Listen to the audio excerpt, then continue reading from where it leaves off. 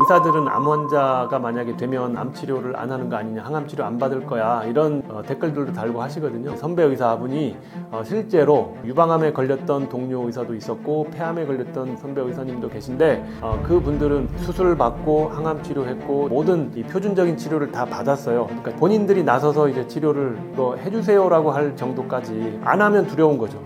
치료를 피하는 게 아니고 치료를 당연히 다 한다 라는 말씀을 드리고 싶어요.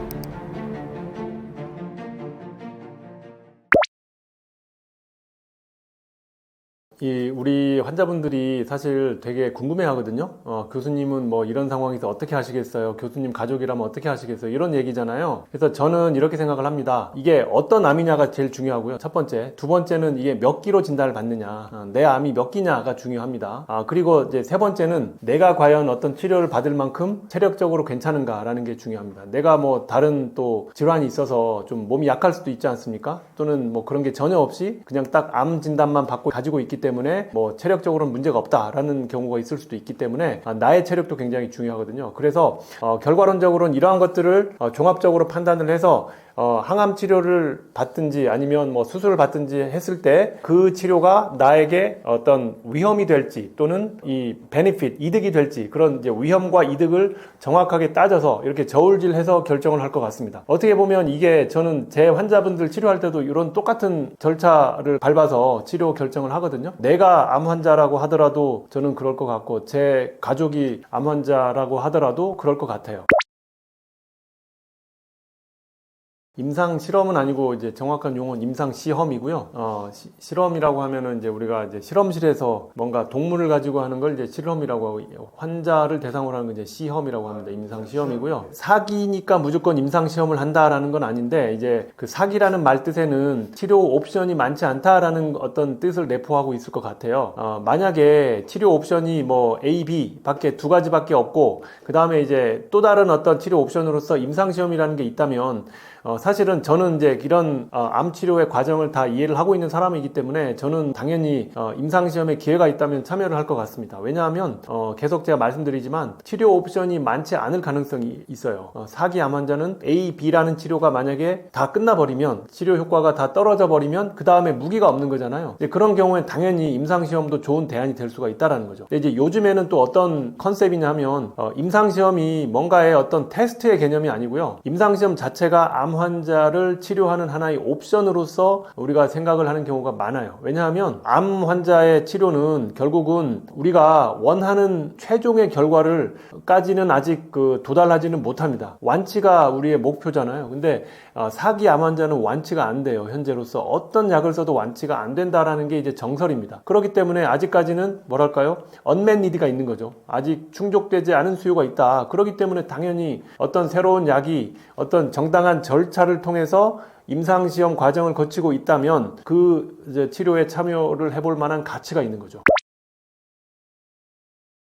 수술이나 항암 치료, 뭐 결국 이제 암 치료가 삶의 질을 떨어뜨린다라는 얘기인데요. 제가 이거는 처음에 서두에서 말씀드렸던 것처럼 어떤 암 치료를 시작하기에 앞서서 그 치료를 함으로써 환자분이 이득을 더 많이 얻게 될 것인가 또는 해로움을 더 많이 끼치게 될 것인가를 이제 따진다라는 것이죠. 이거는 1, 2, 3, 4기 어떤 기수에도 연관이 있을 수 있고 더 중요한 거는 이제 환자의 체력입니다. 또는 환자분의 나이 또는 환자분의 어떤 가지고 있는 다른 질환들 이런 것들을 따져서 부작용이 그렇게까지 뭐 우려가 되지 않는다라고 하면 이제 투약을 하는 것이고요. 효과가 좀 좋을 것 같아도 만약에 그 환자분의 어떤 여러 가지 이 체력 조건들이 좋지 않을 상태라고 하면 사실은 그 약은 투약하지 않는 게 맞죠. 그렇기 때문에 사실 여기에서 말하는 수술이나 항암 치료가 삶의 질을 떨어뜨리기 때문에 그걸 하겠느냐라는 건 사실은 조금 맞지 않는 질문이 되겠고요. 상황에 따라서 다른 것입니다. 부작용이 있을 수 있죠. 당연히 암 치료는 부작용이 있을 수 있지만 그 부작용이 무서워서 우리가 그 치료를 통해서 얻게 되는 이득까지 해보지도 않고 포기를 하는 건 좀 너무 아깝다, 안타깝다라는 생각이 듭니다. 첫 번째는 이게 어떤 암이냐가 중요하고요. 그리고 두 번째는 암의 단계, 경기라고 하죠. 1, 2, 3, 4기 중에 어디에 속하느냐. 가령 뭐 1, 2, 3기 같은 경우는 우리가 수술이나 방사선 치료, 특히 수술을 통해서 완치에 근접할 수가 있기 때문에 이제 그런 목적을 가지고 가는 것이고 4기인 경우는 완치는 쉽지 않다라고 이제 처음부터 생각을 하고 삶의 어떤 생명 연장 쪽으로 또는 이제 증상을 완화시키는 치료 쪽으로 가게 되는 것이에요. 그리고 세 번째는 환자의 체력이라든지 뭐 병발 질환 같은 이런 환자의 컨디션이 어떤 약물 치료 또는 어떤 수술을 받아들이기에 적절한가라는 것을 우리가 따지게 된다는 것이죠. 그래서 이러한 것들을 우리가 종합적으로 판단을 해서 치료를 결정을 하게 되고요. 그리고 이런 게 있습니다. 사실은 이 종양학 분야, 저는 이제 혈액종양내과 의사인데요. 이쪽 분야가 너무 변화가 굉장히 빠릅니다. 그러니까 새로운 어떤 지식이 계속 개발이 되고 있다는 것이죠. 새로운 치료법들이 계속 개발이 되고 있기 때문에 당시에 나와 있는 최고의 치료가 뭐냐라는 것을 어떤 학회 발표라든지 아니면 논문을 통해서 이런 이제 이 지식들을 우리가 종합적으로 판단해서 어떤 약제를 결정을 하게 되는 것입니다. 예를 들어서 작년의 선택과 올해의 선택이 달라질 가능성도 있는 거예요. 종양학 분야가 굉장히 빨리 발전을 하고 있는 분야라고 생각이 돼요. 아마 전 의학 분야에서 가장 빠른 분야 중에 하나가 아닐까 생각을 합니다. 만약에 PD님은 지금 생각하기에 가장 무서운 병이 뭐라고 생각하세요? 대부분의 사람들이 암을 꼽고요. 첫 번째, 두 번째 이제 순위를 다투는 게 뭐냐면 알츠하이머, 그러니까 이제 치매하고 암입니다. 사실은 치매라는 병은 이제 신경학적인 질환인데 뇌에 어떤 이 변화가 생기는 거잖아요. 그러니까 내 자신을 완전히 잃어버리는 거기 때문에 뭐 사실은 완전히 그냥 내가 없어지는 거하고 거의 같다라고 생각을 할 수가 있어요. 생명이 있어도 나의 인식이 없어지기 때문에 이제 가장 무서워하는 것이고, 암은 말 그대로 사실은 생명을 앗아갈 수 있는 병이에요. 현재 인류가 아직 정복하지 못한 게 암입니다. 그렇기 때문에 사람들이 가장 많이 연구를 하고 있고요. 그리고 뭐 여러 가지 뭐 이제 연구비 투여도 굉장히 많이 하고 있고, 제약회사들 암 치료제 개발을 굉장히 많이 활발히 하고 있는 게 사실입니다. 제 환자분들이 이제 그런 얘기를 또 가끔 하고, 그리고 제가 이제 유튜브 채널을 운영을 하다 보니까 구독자분들이 많이 얘기를 하세요. 의사들은 암 환자가 만약에 되면 암 치료를 안 하는 거 아니냐, 항암 치료 안 받을 거야, 이런 이제 댓글들도 달고 하시거든요. 근데 제가 요 말씀을 드릴게요. 제 동료 의사, 그러니까 암을 전공한 의사, 그리고 선배 의사분이 실제로 뭐 유방암에 걸렸던 동료 의사도 있었고 폐암에 걸렸던 선배 의사님도 계신데, 그분들은 물론 사기는 아니었습니다만 수술을 받고 항암 치료했고 이제 뭐 방사선 치료 필요하면 했었고요. 모든 이 표준적인 치료를 다 받았어요. 그러니까 치료를 거부한 게 아니고 본인들이 나서서 이제 치료를 이거 해주세요라고 할 정도까지 어쨌든 안 하면 두려운 거죠, 치료를. 그러니까 치료를 피하는 게 아니고 치료를 당연히 다 한다라는 말씀을 드리고 싶어요. 그래서 그런 두 분의 사례가 제가 딱 머릿속에 지금 떠오릅니다. 가끔 가다가 이제 또 그런 질문들, 제 주변에 암을 전공하지 않은 이런 제 동료 또 선배 후배 이제 의사분들이 암에 대해서 물어보시거든요. 근데 이제 암에 대해서 생각하고 계신 게 조금 뭐랄까요, 인식이 생각보다 그렇게 우리 이제 암 전문의들이 생각하는 것과는 많이 다른 걸 제가 느끼는 경우가 많아요. 그러니까 이제 의과대학을 졸업하고 여러 전문 분야에서 활동을 하고 계시지만 암에 대해서는 잘 모른다라는 것이죠. 본인이 하고 있는 전문 영역은 굉장히 이제 전문가지만 암에 대해서는 잘 모르는 걸 제가 느꼈고요. 한 가지 이제 안타까운 사연이, 예전에 이제 어떤 이제 선배 의사분이 계셨는데 내과 선생님이셨는데 다른 혈액종양내과 말고 어떤 다른 분과를 하고 계신 선생님이셨어요. 근데 그분이 육종이라고 하면은 우리가 어떤 이제 결합 조직에 생기는 암을 육종이라고 하거든요. 그러니까 뭐 위암, 대장암, 뭐 폐암, 유방암 이런 거하고는 좀 달리 그 장기 자체가 아니고요, 결합 조직에 생기는 암이에요. 그러니까 좀 드문 암이고, 또 어떤 경우는 생물학적으로 좀 공격적이다라고 얘기를 하는 경우가 있습니다. 그런 육종이 좀 치료하기가 쉽지가 않아요. 그런데 이제 그분은 다리에 뭐가 이제 무릎엔가 뭐가 이제 암덩어리 같은 게 생겼어요. 근데 처음에는 뭔지 몰랐죠. 그냥 모양으로는 이제 암인지 아닌지 구분을 못하기 때문에 뭐 수술을 하든지 조직 검사를 해야 이제 암세포가 있는지 없는지를 우리가 이제 판별을 할 수가 있고 이게 암이다 아니다를 알 수가 있는데, 뭐 조직 검사를 했더니 이게 육종으로 나왔던 거죠. 그랬더니 그분이 아마도 이제 정형외과 쪽으로 가셔가지고 이제 쪽이니까 잘라내는 수술을 받았던 것 같습니다. 이제 그런데 뭐 제가 사실은 아주 자세히 그 내막은 모르기 때문에 뭐 말씀드리는 게 좀 조심스럽긴 하지만, 어쨌든 이제 어떤 이제 큰 흐름만 말씀을 드리면, 그리고 나서도 사실은 뭐 방사선 치료든 항암 치료든 뭔가 이제 추가적인 치료와 관리가 사실은 필요한데, 그분은 저희 같으면 당연히 그런 어떤 생각을 했을 것 같은데 그거를 안 하셨다 그래요. 그러고 좀 지내시다가 또 뭐가 생기니까 또 수술하고 그 다음에 또 잘라내서 이제 없으니까 뭐 괜찮다고 끝났다고 생각하셨는지 본인께서는 그래서 또 지내시다가 몇 달일지 또는 뭐 1년일지 지나니까 뭐 또 생겨서 이게 계속 재발하는 거죠. 이제 그렇게 돼서 또 수술하고 이런 과정을 거쳤는데 조금 저는 저한테 이제 그분이 와서 치료를 받지는 않으셨습니다만 조금 안타깝더라고요. 이거는 저렇게 수술만으로 해결될 수 있는 병이 아닌 것 같은데 재발하지 않도록 방사선 치료를 하든지 뭔가 이제 항암 치료를 하든지 뭔가 표준 치료라는 게 있거든요. 그러니까 이런 암에서는 이렇게 치료하는 게 가장 좋다라고 이렇게 표준적으로 정해져 있는 가이드라인이라는 게 있습니다. 근데 이제 그런 것들이 있다라는 걸 인지를 하시고 그리고 이제 뭔가 전문가와 상의를 하고 이렇게 치료를 받으셨어야 되는데 그냥 멀리서 제가 바라보기에는 조금 그런 것들을 잘 이제 하지 않으셨던 것 같은 안타까움이 있어서 만약에 이제 그분이 암에 대해서 좀 뭔가 이제 인사이트라고 하죠. 그런 이제 굉장히 강한 인사이트가 있었다고 하면 이게 암은 잘라내도 재발할 수 있는 그런 어떤 이제 생물학적인 특성을 가지고 있기 때문에 뭔가 추가적인 치료가 필요할 거야 라는 생각을 가지고 뭔가 이렇게 추가적으로 했었어야 되는데 이제 그런 인식이 좀 부족하지 않았나라는 생각을 하고요. 이게 같은 의과대학을 졸업한 의사라 하더라도 암을 전공하지 않으면 암에 대해서 잘 모를 수 있다라는 그런 생각이 들었어요. 그래서 좀 안타까운 사연이었는데 그래서 뭐 여러분들이 만약에 뭐 주변에서 암 환자에 대해서 또 암에 대해서 누군가 주변에 있는 의사한테 물어보더라도 잘 모를 수도 있습니다, 여러분. 그러니까 그거는 좀 참고를 하시고 뭔가 이제 상담을 하시거나 할 때는 반드시 암 전문의 혈액종양내과 의사를 찾아가서 이제 상담하시는 게 좋아요. 일부 환자분들이 제 유튜브 채널에서 댓글로 말씀을 하시는 경우가 있었습니다. 만약에 제가 암에 걸린다면 항암 치료를 하겠느냐, 그리고 의사들은 암에 걸려도 항암 치료를 하지 않을 거야, 이런 선입견을 가지고 또는 오해를 하시면서 이제 항암 치료가 이제 별로 도움이 안 된다라는 그런 결론을 미리 내려버리시는 분들이 있어서 좀 안타깝습니다. 그래서 오늘 제가 이 말씀을 꼭 드리고요. 아까 제가 사례로 말씀드렸던 이런 경우들처럼 암을 알고 있는, 암을 잘 아는, 암을 전공하는 의사들은요, 암에 걸리면 어떻게 해서든 그거를 치료하려고 가진 방법을 동원해서 치료를 하려고 표준 치료를 따르면서 하려고 그러지 그 방법을 피하면서 암을 치료를 안 하고 그렇지는 않습니다, 여러분. 그렇기 때문에 여러분들이 만약에 만에 하나 암 진단을 받으셨다고 하면 이렇게 합시다라고 하는 이제 전 세계의 이 암 전문가들이 만든 표준 치료 가이드라인을 잘 따르면서 추가적으로 혹시라도 뭐 내가 추가적으로 하고 싶은 게 있다면 하는 게 맞지, 표준 치료를 따르지 않고 항암 치료를 하지 않고 뭔가 본인들의 이런 민간요법을 한다든지 하는 이런 방법은 여러분 옳지 않습니다. 여러분 치료의 기회를 잃어버리는 거기 때문에 반드시 암 전문가를 찾아가서 표준 치료 방법대로 따라서 치료를 받으시는 걸 추천을 드리겠습니다.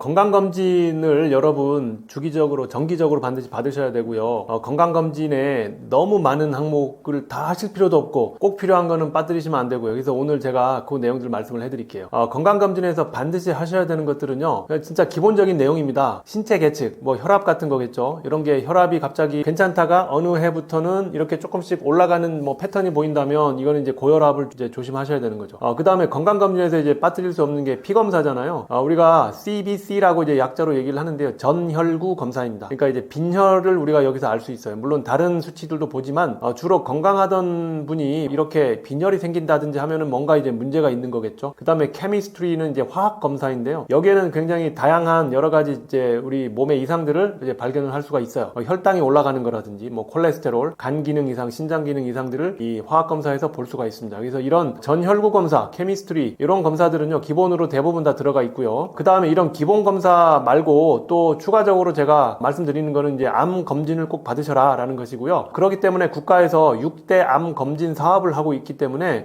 여러분 2년에 한 번씩 아마 국가에서 암 검진을 하도록 안내장이 나올 겁니다. 그래서 이 6대 암 검진 사업이 어떤 내용인지 제가 소개를 해드리겠습니다. 위암, 대장암, 유방암, 자궁경부암, 간암, 폐암 요 6가지 암을 국가에서 정기적으로 검진을 해준다라는 내용입니다. 대부분은 다 40세 이상에서 검사를 하게 돼 있어요. 뭐 위암, 유방암, 간암 이런 경우는 이제 40세 이상에서 검사를 하게 돼 있고요. 뭐 대장암은 50세 이상부터 시작을 합니다. 자궁경부암은 이제 좀 특이하게 이 성활동을 시작하는 나이에 맞춰서 하는 게 좋다라고 이제 권고를 하고 있는데 대개 뭐 20세 이상의 여성 분들이 하는 게 좋습니다. 그리고 폐암 같은 경우는 모든 건강한 분들이 다 하실 필요는 없고요. 흡연을 많이 한 54세 이상 74세까지의 고위험군 사람 사람들이 검사를 하는 걸 추천을 드려요. 그래서 뭐 위암, 대장암 같은 경우는 이제 내시경이죠. 위암은 내시경이고요. 대장암은 대장 내시경을 하면 좋지만 모든 분들이 이제 대장 내시경을 하는 걸 좀 힘들기 때문에 대변 검사를 합니다. 그래서 대변 검사를 해서 거기에 우리가 이제 적혈구라고 하죠. 적혈구, 이런 이제 피 성분이 섞여 나오는 게 있다면 대장 내시경을 하도록 권고를 하고 있습니다. 뭐 유방암 같은 경우는 이제 유방 촬영술을 2년마다 한다라는 것이고, 뭐 자궁 경부암은 우리가 펩스미어라고 하는데요.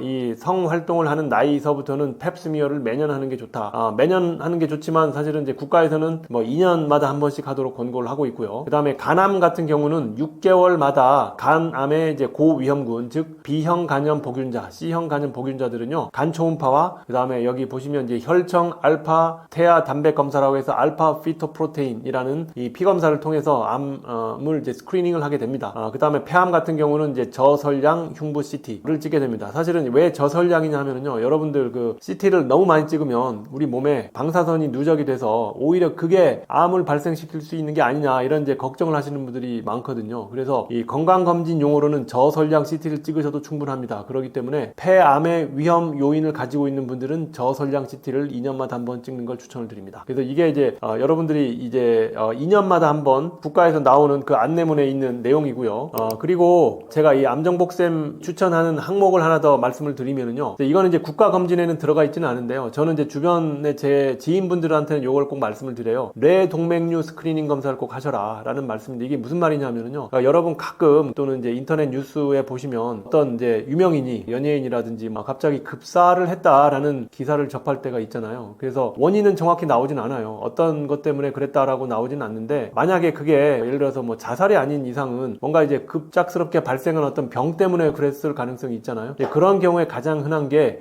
뇌출혈입니다. 그래서 뇌출혈이 어디서 생기느냐 하면 뇌동맥류에서 생기는 거예요. 그런 경우에 뇌출혈이 생겨서 급사를 할 수가 있기 때문에 사실은 이거를 어떻게 해서든 좀 검사를 해서 미리 막을 수 있으면 좋겠다라는 것인데요, 뇌동맥류를 스크리닝하는 검사 방법이 뇌혈관 CT예요. 약자로는 CTA라고 합니다. CT 엔지오그래피. 그다음에 뇌혈관 MRI는 이제 MRA라고 해서 MR 엔지오그래피라고 해서 이제 혈관 촬영을 할 수가 있는 거거든요. 그래서 이제 혈관을 이렇게 촬영을 하다 보면은 동맥류라고 하는 게 뭐냐면 이제 꽈리처럼 살짝 이렇게 튀어나와 있는 부분들이 있다라는 거예요. 혈관 벽이 매끈한 게 아니고요. 이렇게 튀어나와 있으면 거기에 압력이 가해지게 되면 이제 터질 수가 있는 거죠. 그래서 이제 거기서 출혈이 될 수가 있는 건데요. 보통 좀 나이가 들면서 이런 이제 위험성이 더 많아지긴 하지만 한 40세부터는 이제 한 번 정도는 검사를 해놓는 게 좋겠다라고 제가 말씀을 드리고요. 저는 이런 뇌동맥류 쪽에 뭐 전문가는 아닙니다만 제 주변에 이런 걸 또 전공하시는 뭐 동료 교수분, 선배 교수분들이 계셔서 이렇게들 말씀을 하십니다. 40세부터는 뇌동맥류 스크리닝을 하는 게 좋다. 이렇게 스크리닝을 해서 만약에 깨끗하다면 당분간은 괜찮습니다. 만약에 가족 중에 뇌출혈 가족력이 없어요, 뭐 부모, 형제, 자매 중에 이런 가족력이 없다면 검사를 뭐 굳이 더 하지는 않으셔도 돼요. 근데 만약에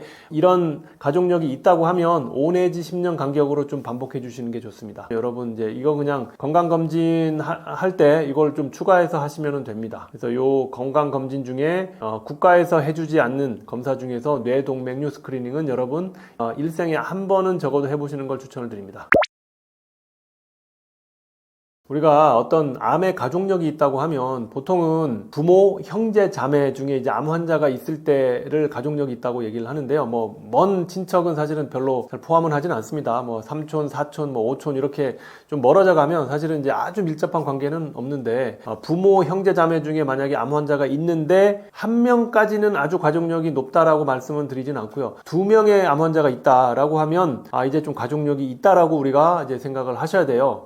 그래서 가족력이 있을 때 그러면 뭔가 유전적인 소인이 있다라는 거잖아요. 가장 대표적인 유전자가 뭐냐 하면 브라카 유전자라는 것입니다. BRCA, 브라카 유전자. 이 유전자에 돌연변이가 생기면은요, 가장 대표적으로 유방암과 난소암의 위험이 올라가요. 그래서 주로 유방암, 난소암은 여성암이잖아요. 그래서 이제 여성분들이 가족 중에 이런 브라카 돌연변이가 있는 가족은 유방암, 난소암을 이제 조심하셔야 되는데, 유방암은요, 유방 MRI를 25세 정도부터 이상부터는 매년 찍는 게 좋아요. 그리고 이제 유방 촬영술은 30세부터 하게 되는데 이것도 이제 매년 MRI하고 촬영을 같이 하는 게 좋습니다. 그러니까 MRI에서 보는 항목하고 촬영술에서 보는 유방 촬영술에서 보는 게 약간 좀 다를 수가 있기 때문에 두 개를 같이 하는 게 더 정확하다라는 말씀이고요. 그러면 왜 유방 MRI는 더 이른 나이에 하고 유방 촬영술은 30대부터 하느냐라고 하면요, 유방 촬영술은 말 그대로 방사선을 주고 하는 촬영술이에요. 그렇기 때문에 너무 어린 나이에 이거를 시작하게 되면 그 방사선이 매년 누적이 되면 조금 위험할 수도 있다라는 것이죠. 그래서 가급적이면 늦추다 이제 우리가 말씀드릴 수 있는 권고하는 나이가 이제 30세라는 것이죠. 자, 이거는 브라카 돌연변이가 있는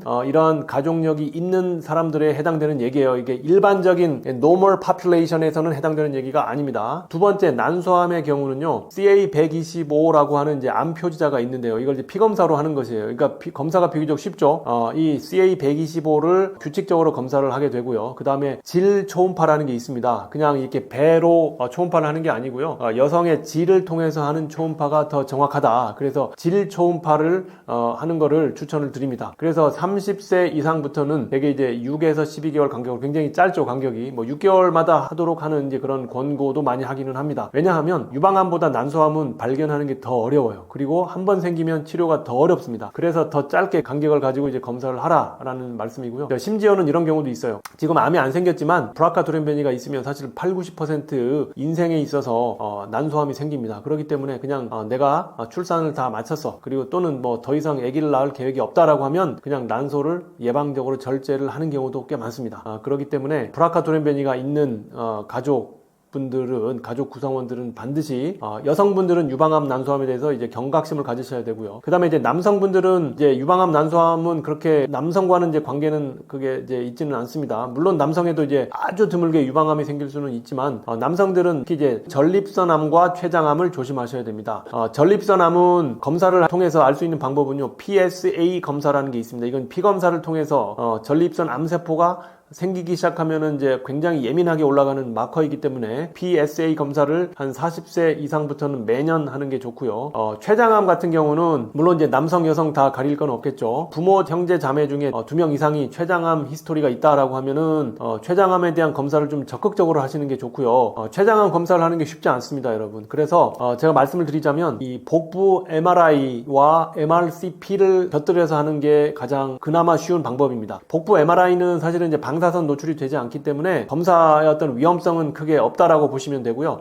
MRCP는 뭐냐 하면 이제 최담관 조영술이라고 합니다. 그래서 MRCP를 복부 MRI를 찍을 때 같이 시행을 하게 되는 것입니다. 왜냐하면은 췌장에 암이 생기기 시작하면 그 관에 처음 이제 어떤 변화가 생기기 시작하거든요. 그래서 최담관의 이제 어떤 변화를 미리 우리가 조기에 발견할 수 있다는 차원에서 최담관 조영술 MRCP를 곁들인 복부 MRI를 찍는 게 좋다라는 것인데, 말만 들어도 사실은 좀 복잡할 것 같지 않습니까? 이 검사가 사실은 조금 뭐 그냥 일반적인 CT와는 달리 약간 복잡한 검사는 맞고요. 그리고 아마 이제 비용도 조금 부담을 하셔야 되는 검사입니다. 그냥 이거 의료보험이 되거나 하는 건 아니고요. 검사비도 좀 나오는 검사다라는 말씀을 드리고, 그리고 이거와 더불어서 또 한 가지 좀 정확한 검사가 뭐가 있냐면요, 내시경 초음파라는 게 있습니다. EUS라고 하거든요. 이 내시경 초음파는 말 그대로 위 내시경을 하면서, 이 식도 내시경을 하면서 같이 초음파를 통해서 이 췌장을 들여다보는 검사거든요. 근데 여러분 아시다시피 내시경을 굉장히 자주 하는 건 좀 어렵지 않습니까? 뭐 우리가 힘들잖아요. 내시경 검사를 하는 게 힘들고 금식도 해야 되고 뭐 여러 가지 검사를 하는 데 있어서 지장이, 여러 가지 좀 뭐랄까요, 좀 거리낌이 있기 때문에 사실은 MRCP를 곁들인 복부 MRI 촬영을 조금 더 이제 정기적으로 쉽게 하는 경우가 많다라는 말씀을 드립니다. 근데 이제 췌장암은 한번 생기면 치료가 굉장히 어렵기 때문에 사실은 췌장암 가족력이 있는 분들은 이 췌장암에 대한 경각심을 반드시 가지시는 게 좋고, 조금 비용 부담이 되더라도 이런 검사하는 거에 대해서 한번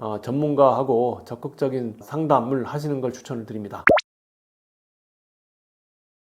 여러분들 건강검진 하시면 어떤 수치가 이상하다고 제 지인분들이 굉장히 연락이 많이 오거든요. 그리고 설령 저도 어떤 검사를 하게 되면 뭔가 빨갛게 숫자가 뜨잖아요. 경고라고 뜨게 되면 사실은 저도 사실 약간 멈칫하면서 사실은 좀 걱정이 많이 돼요. 이게 왜 이런 일이 생기냐면요. 물론 필요한 검사는 당연히 해야 되겠지만 조금 검사를 이제 불필요한 것들을 갖다가 많이 그 세트로 만들어서 검사를 하기 때문에 생기는 문제이기도 합니다. 제가 암 검진이 굉장히 중요하다고 말씀드렸잖아요. 그런데 아까 제가 6대 암 검진 국가에서 나온 게 있어요. 요 검진은 여러분들 진짜 기본이기 때문에 그걸 꼭 하시는 게 좋고요. 그런데 그걸로 부족하다고 생각해서 이제 막 추가적으로 검사를 어떤 이제 사설 건강검진센터에서 하시거든요. 근데 거기에 꼭 들어가는 게 뭐냐면요. 암 표지자예요. 피검사로 하는 암 표지자. 뭐 CEA, CA125, CA99, 안티젠 이런 암 환자들에서 올라갈 수 있는 이런 마커들 검사들을 많이 집어넣어서 하는 걸 제가 많이 봤습니다. 이제 그런 게 있고요. 두 번째는 PET라는 검사가 있는데 이거는 암 환자들이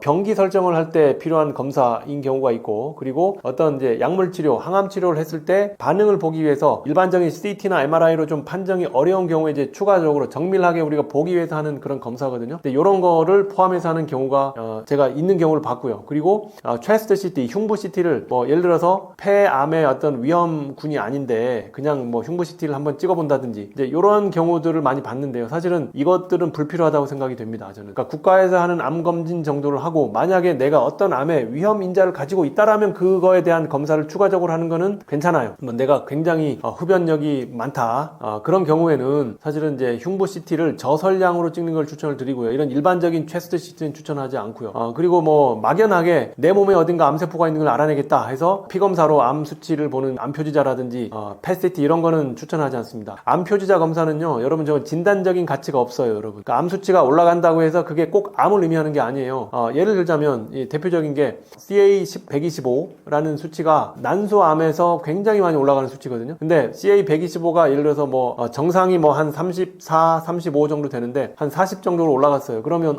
이거 내가 난소암이 아닌가? 굉장히 사실 수치가 올라가면 걱정을 많이 하거든요. 근데 이제 일반적인 어떤 난소의 어떤 양성 질환들에서도 올라갈 수 있어요. 그러니까 난소에 뭐 염증이 있다든지 이런 경우에도 올라갈 수가 있는 것이고요. 어떤 생리 사이클에 따라서 살짝 올라갈 수가 있는 것이기 때문에 저거를 암 검진을 위해서 한다라는 건 저는 좀 받아들이기가 어렵고요. 제 암 전문의 입장에서는. 또 한 가지 얘는 CA19-9는요. 췌장암에서 아주 많이 올라갈 수 있는 마커예요. 피검사를 하면 췌장암 환자들이 CA19-9가 올라가는 경우가 많다라는 것입니다. 근데 이거를 이제 한번 생각을 해보자면 CA19-9가 올라갔다고 췌장암 환자냐? 라면 그건 아니라는 거죠. 근데 이런 예가 있습니다. 제 지인 중에 굉장히 젊은 한 10년 전일 거예요. 그러니까 젊은 분인데 건강검진을 했더니 CA19-9가 올라갔다고 연락이 왔어요. 얼마나 걱정이 되겠어요. 췌장암 한번 걸리면 사실은 치료하기도 어려운데 췌장암에서 올라가는 수치가 딱 올라갔다고 이제 검진 결과가 나왔을 거 아니에요. 그러니까 이런 결과를 받아들이면 사람들이 며칠 잠을 못 잔다는 거죠. 막 전화를 여기저기 아는 사람들한테 해야 되고 뭐 정밀 검사를 뭘 해야 되느냐 하는데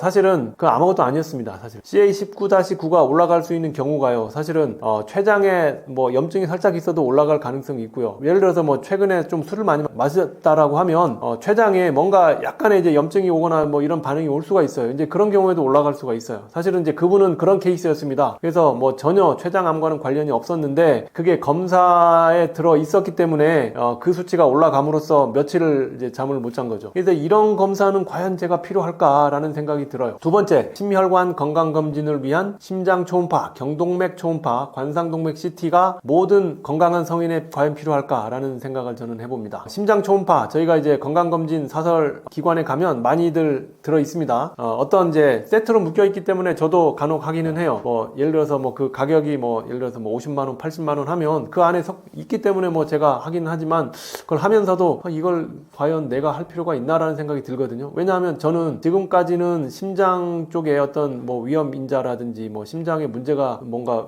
의심이 되는 그런 경우는 지금 거의 없거든요. 이제 그런 이 건강한 성인에서 심장을 보는 저런 정밀한 검사들, 경동맥 초음파도 마찬가지예요. 뭐 당뇨가 좀 심하신 분들이라든지 과거에 어떤 이제 심혈관 질환을 앓으셨던 분들 또는 이제 뇌졸중을 앓으셨던 분들은 저거는 검진 목적이 아니고요. 그분들은 추적 검사를 해야 되는 거예요. 경동맥 검사를. 근데 그 추적 검사를 환자분 대상으로 해야 되는 검사를 갖다가 왜 건강한 성인한테 스크리닝 목적으로 하냐 이 말이죠. 저는 잘 모르겠어요. 제 전공 영역이 아니라서 제가 혹시라도 놓치는 부분이 있을지도 모르겠지만 제가 어떤 일반적인 어떤 의사의 어떤 상식선에서는 별로 필요 없는 거 아닌가라는 생각을 하고요. 관상동맥 CT도 마찬가지입니다. 저거는요 흉통이 굉장히 이제 심한 환자분들 흉통이 통증이 있어서 응급실로 오게 되면은 우리가 제일 먼저 의심하는 게 협심증이에요. 관상동맥이 좁아지면 사실은 급사할 수 있거든요. 관상동맥이 막히면은 급사할 수 있어요. 그래서 관상동맥이 막히는 게 의심이 되는 이 증상이 있으면은 빨리 관상동맥 CT를 찍어야 된다든지 또는 관상동맥 조영술을 이제 해서 그 병변 위치를 알아내야 되는 거예요. 근데 아무런 증상이 없고 건강한 성인한테 저런 검사를 하는 게 글쎄요. 물론 약간의 좁아져 있는 거를 미리 발견하는 게 가능할지도 모르겠지만 과연 그게 어떤 임상적인 의미가 있나라는 생각을 해요.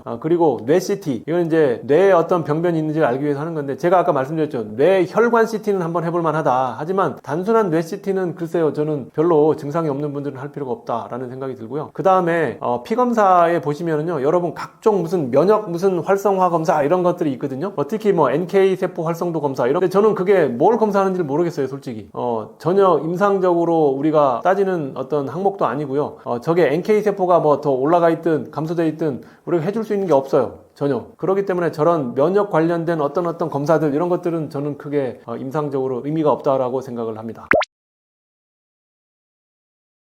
일반적으로 우리가 기본적인 건강검진 항목들 그리고 이제 암검진 항목들은 이제 국가에서 추천하는 방법들이 있습니다. 사실 그런 것들은 이제 기본적으로 하시는 게 좋고요. 그런데 추가적으로 여러분들이 조금 더 하고 싶다라는 분들이 있을 수 있잖아요. 그래서 저는 사실은 이제 사설 건강검진 센터도 많이 추천을 합니다. 우리 이제 일반적으로 이런 의학 상식이 이제 별로 많지 않은 사람들은 사실 판단하기가 어렵잖아요. 그래서 그냥 이제 사설 그런 이제 의료기관에서 뭔가 세트로 만들어서 뭐 미스터 항목 또는 미세스 항목이라고 이렇게 만들기도 하고요. 뭐 이런 어떤 이제 이름을 붙여서 만들어 놓은 것들이 있는데 사실은 그 항목들을 보면 사실은 약간 이제 과한 측면이 있긴 하지만 이제 빠지는 것들은 별로 없이 이렇게 잘 되어 있어서 그냥 시간이 없고 하신 분들은 그런 사설 건강검진을 한 2년에 한 번 정도 하시는 건 저는 굉장히 추천하는 편이고요. 근데 만약에 조금 더 내가 잘 알아서 이거를 꼭 했으면 좋겠다라는 항목은 뭐냐 하면은요. 암 중에서 건강검진에서 걸리지 않는 건강검진에서 우리가 잘 못 잡아내는 게 두 가지가 있어요. 그런데 이 두 가지가 하필이면 굉장히 악독한 암입니다. 첫 번째는 췌장암이에요. 그래서 췌장암은 혹시라도 가족력이 있다면 아까 이런 좀 정밀 검사를 하는 게 좋겠다라는 말씀을 드렸는데 가족력이라 하면 부모, 형제, 자매가 2명은 최소한 췌장암이 있어야 된다 제가 말씀드렸잖아요. 근데 이제 2명까지는 아니더라도 혹시 가족 중에 한 사람만이라도 췌장암 환자가 있었다라고 하면 그런 분들은 내가 조금 건강에 더 관심을 갖자라는 차원에서 췌장암 검사를 뭐 적어도 뭐 2, 3년에 한 번 정도씩은 해보면 어떨까라는 추천을 드립니다. 아까 말씀드렸던 복부 MRI와 MRCP 그러니까 췌담도 조영술을 같이 하는 요 검사를 하는 거를 추천을 드립니다. 두 번째는 난소암입니다. 난소암은요 조용한 살인자라고 하면 또는 뭐 침묵의 살인자라고도 얘기를 하는데 증상 없이 찾아와서 갑자기 발병이 되면 뭐 3기에서 보통 발병이 됩니다. 3기, 4기에서 발병이 되기 때문에 치료가 굉장히 어려워요. 그래서 난소암을 어떻게 하면 조기에 발견할 수 있나 이게 굉장히 관심이 많지만 현재까지는 조기 검진할 수 있는 뚜렷한 방법은 없다. 국가에서 이제 그러기 때문에 추천은 하지는 않습니다만 저는 한 사람의 암을 전공하는 의사 입장에서는 그래도 여성분들이 중년의 나이가 되신다고 하면 난소암을 미리 좀 조기 검진을 조금이라도 도움을 받자라는 차원에서 부인과 초음파를 하시는 걸 추천을 드려요. 이제 어떤 의사 선생님들은 할 필요가 없다라고 생각하시는 분도 있어요. 그렇기 때문에 국가검진에도 들어가 있지 않은 거예요. 이게 전 인구를 대상으로 한다면 도움이 안 될 수도 있습니다, 여러분. 그러니까 전 인구를 대상으로 하는 검진은요, 그 효과가 분명히 있어야 되고 비용적으로 그게 조금 할 만한 가격대라야 되는 거예요. 그러니까 비용 효과 면에서 이게 이득이 있어야지 전 국민을 대상으로 하는 이제 검진 항목으로 포함을 시키는데 난소암은 그런 정도까지는 아니다라는 거예요. 이 검진 항목이 난소암을 그렇게 많은 이 사람들을 찾아낼 수가 없다라는 거죠. 근데 저는 여러분들이 만약에 건강에 아주 관심이 많다라고 하는 분들은 추천을 합니다. 저는 그래서 뭐 한 2년에 한 번씩 난소암 검사를 위해서 스크리닝 차원에서 이제 부인과 초음파를 해보셔라 라는 걸 추천을 드려요. 그 제 와이프한테도 추천을 합니다. 그래서 검사를 하고요. 뭐 이걸 하는 이유는 뭐냐 하면은요. 꼭 난소암만을 보기 위해서 하는 게 아니에요. 부인과의 다른 병들도 같이 스크리닝을 할 수가 있고요. 그리고 이거는 이제 방사선을 쪼이는 게 아니기 때문에 크게 방사선 누적의 어떤 위험도 없어요. 그렇기 때문에 조금의 불편을 감수를 하지만 검사를 하는 걸 추천을 드립니다. 그래서 이 췌장암, 난소암은 국가에서 권장하는 검사는 아니지만 암정복쌤 저는 이 두 가지 검사를 좀 관심이 있는 분들한테는 추천을 드립니다. 여러분 저는 혈액종양 의사로 18년간 암 환자를 진료를 해오고 있습니다. 근데 이게 수많은 암 환자를 진료하면서 너무나 안타까웠던 시간들이 어떤 순간이냐 하면은요. 너무나 암에 대해서 이렇게 잘 모르시는 거예요. 예를 들어서 어떤 표준치료, 항암치료를 거절한다든지 또는 사기인데 수술을 하는 걸 뭐 고집을 한다든지 하는 이 암에 대한 지식이 굉장히 정확하지가 않기 때문에 오해를 하시면서 치료의 시기를 놓치는 경우를 사실은 꽤 많이 봤습니다. 그런 경우에 굉장히 안타깝게 제가 보면서 내가 암을 평생 전공을 하고 암 환자를 치료를 하면서 이러한 것들을 좀 해결할 수 있는 방법이 있을까를 고민하다가 제가 암정복 TV 그리고 암정복 쌤 이런 유튜브는 암정복 TV이고요. 그리고 암정복 쌤이라는 네이버 블로그를 운영을 하면서 여러분들께 많은 정확한 지식을 전달해 드리려고 노력을 하고 있어요. 저희는요 그냥 이렇게 어떤 썰을 푼다라기보다는 이 암정복 TV에서는 정확한 데이터를 바탕으로 해서 여러분께 전달을 해드리는 게 저희의 사명이라고 생각하고 목표로 생각을 하고 있습니다. 그렇기 때문에 정확하지 않은 지식은 저희는 절대로 말씀을 드리지 않고요. 좀 애매하다라고 하면 이건 애매한 정보라고 분명히 말씀을 드립니다. 그렇기 때문에 여러분 적을 알고 나를 알면 백전불패라는 말도 있지 않습니까? 그렇기 때문에 적이 누굽니까? 우리가 무서워하는 적은 암이잖아요. 암에 대해서 여러분 정확히 아셔야 돼요. 암정복TV 유튜브 열심히 보시고 그리고 암정복쌤이라는 블로그에도 여러 가지 정보들을 정확하게 습득을 하셔서 여러분 정확히 아신다면 암을 절대로 무서워할 일이 없습니다. 그리고 여러분 1년이나 2년마다 한 번씩 건강검진 하시고 암을 조기에 발견한다면 여러분 절대로 암에 굴복된 일이 없이 여러분의 몸에서 암을 떨쳐낼 수 있고요. 여러분이 암을 정복할 수 있습니다. 여러분 암정복TV 사랑해 주시고요. 그리고 암에 대한 정확한 지식 습득하셔서 암에 대한 공포를 떨쳐내시기를 바라겠습니다. 여러분 오늘 함께 해주셔서 감사합니다.